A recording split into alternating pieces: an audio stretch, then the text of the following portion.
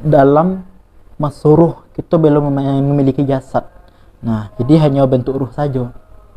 Nah, selanjutnya masuk kepada fase yang kedua.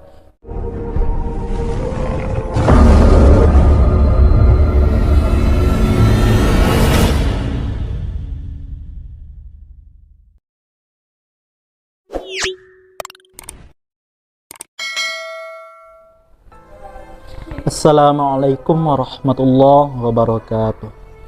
Alhamdulillahi rabbil alamin, wabihi nasta'in wa ala umurid dunya waddin. Ashhadu an la ilaha illallah wahdahu la syarikalah, wa ashhadu anna muhammadan abduhu wa rasuluh sallallahu alaihi wasallam, la nabiyya ba'da amma ba'du. Salam kepada nenek mama, alim ulama, cerdik pandai, bundo kandung limpah peh rumah nang gadang.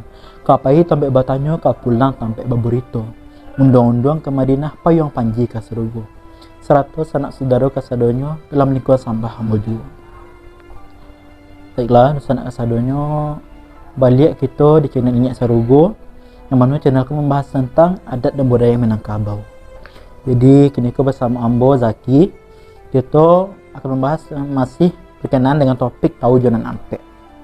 Jadi kita akan menjalihan sedikit tentang ayat itu, yaitu Quran surah Al-Baqarah ayat 28, yang mana bunyinya A'udzu billahi minasyaitonir rajim. Bismillahirrahmanirrahim.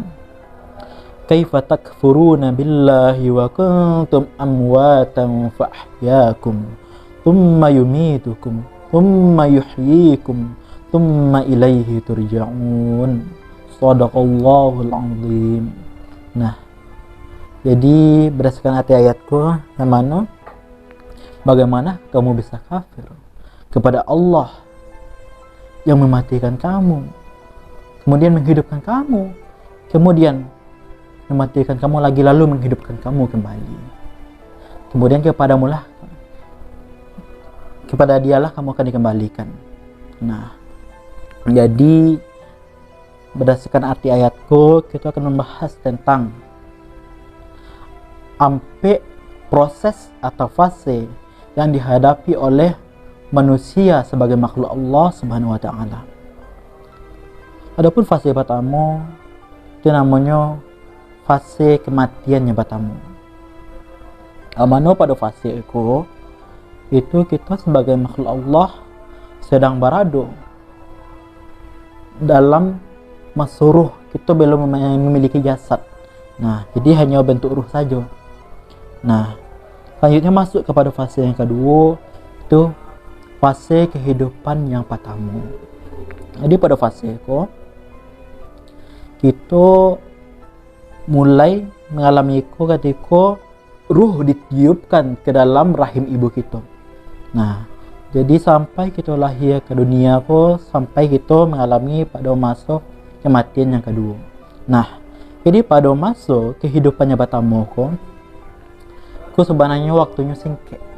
Nah, jadi mungkin kita sebagai manusia mungkin merasa hidup ke lama. Nah, jadi padahal singkat, aku perlulah kita memperbanyak ibadah pada masa jangan hanya mengejar dunia saja. Jadi harus seimbang antara dunia dan akhirat kita, sehingga dengan itu kita bisa mempersiapkan bekal untuk kematian yang kedua. Nah, lanjut kita kepada yang ketiga, kematian yang kedua.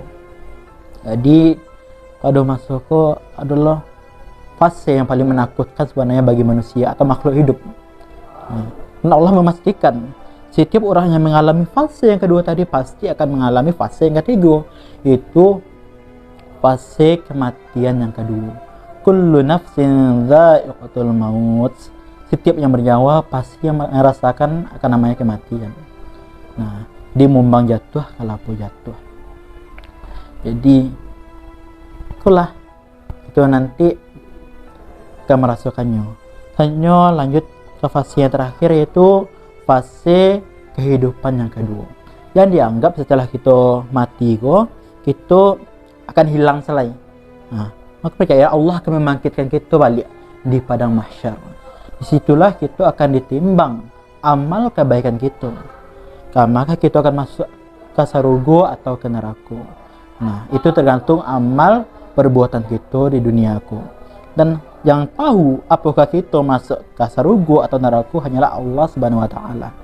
Nah, mungkin itulah sana penjelasan dari Ambo tentang fase atau proses yang dihadapi manusia sebagai makhluk Allah Subhanahu wa taala.